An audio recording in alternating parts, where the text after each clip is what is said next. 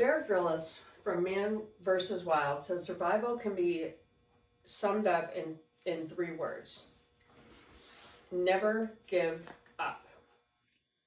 Today I'm going to persuade you that everyone should know some basic survival skills, and I would like you to take the time to learn a few of these should you ever need them in the future. I've completed research about basic survival skills, and I have a really personal interest in the topic. Today I'm going to cover some worst case scenarios, a few relatable examples, and places where you can get the information to learn survival skills. I'd like to begin by discussing life-changing events that could lead you to needing an arsenal of survival skills. September 11th, 2001 changed our perspective on terrorism. It's been 19 years since that tragic day, but for those of us who witnessed it, we realized that we're nowhere near as untouchable as we thought we were. So looking back through our history of events, such as the attack on Pearl Harbor, the Great Depression, and more recently the California wildfires, there are numerous things that could set off a national crisis. These examples are just a few reminders of how vulnerable we can be and the sort of devastating losses we can experience. So Mark Warren in 2019 wrote, "Short of a nuclear holocaust, an act of terrorism could demand from us at least a few survival skills." And he goes on to say that considering a deliberate contamination of municipal water sources, or what about an extended power outage in winter? The EPA released a National Rivers and Streams Assessment in 2008 and 2009. And they surveyed 1.2 million miles of river in the U.S. And what they found was 46% of our nation's rivers and streams are in poor biological conditions and they're not safe to drink. Now that's half. What would happen if terrorists were to attack and contaminate our water sources? Now you can't drink from your tap water, panic ensues, store shelves empty, and there's no help coming. In extreme situations, the human body can survive 3 days without water. Now, that isn't a lot of time to get things figured out. So, would you be willing to take a 50-50 chance with your family that river or that stream near your house is drinkable? Now let's talk about some real life examples of when basic survival skills could save your life. Ann Rogers was 72 when on March 21st, 2016, she ran out of gas in the desert somewhere between Tucson and Phoenix, Arizona. An article in 2016 on azcentral.com tells her story. She and her dog, they drank pond water.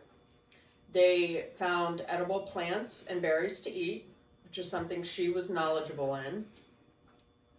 She also spelled out help on the desert floor, and she set a signal fire that would help assist in her rescue.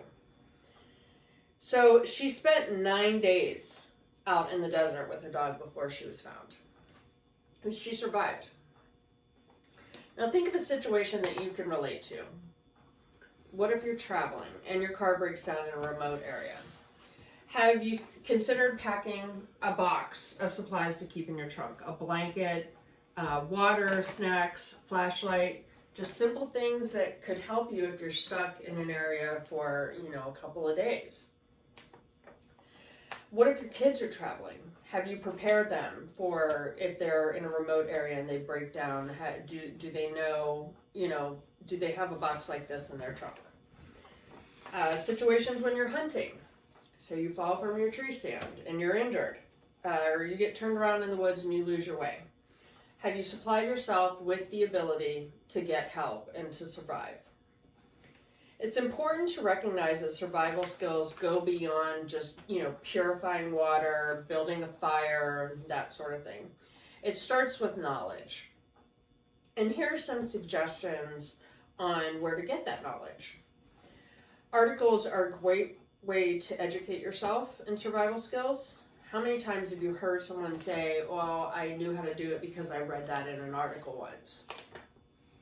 A personal example for me was I was able to give my dog CPR because I had seen a video at one time showing how it's done. I saved his life, and I was able to pull that information out of my memory at a crucial time when it was needed the most. So reading survival stories is another great way to get information. They're not only entertaining and interesting, but they may bring up ideas that you haven't necessarily thought of before. You can watch instructional videos. A simple Google search on basic survival skills pulls over 160 million results, and 3 million of those results are videos. There's also some great programming available, shows like Alone, Man vs. Wild, and I Shouldn't Be Alive are educational and entertaining. Now I'd like to close with a couple of statements. We have specifically looked at worst case scenarios, some more relatable situations where you would need survival skills, and different places where you could go to get that information from. I hope that I've been able to persuade you to seek out and educate yourself on some basic survival skills. Personally, I have never said that it can't happen to me. I've always taken precautions to maintain my safety as well as the safety of my family. And I challenge you to extend your knowledge in areas that you may not be familiar with, just in case. So thank you for coming. I appreciate you listening today.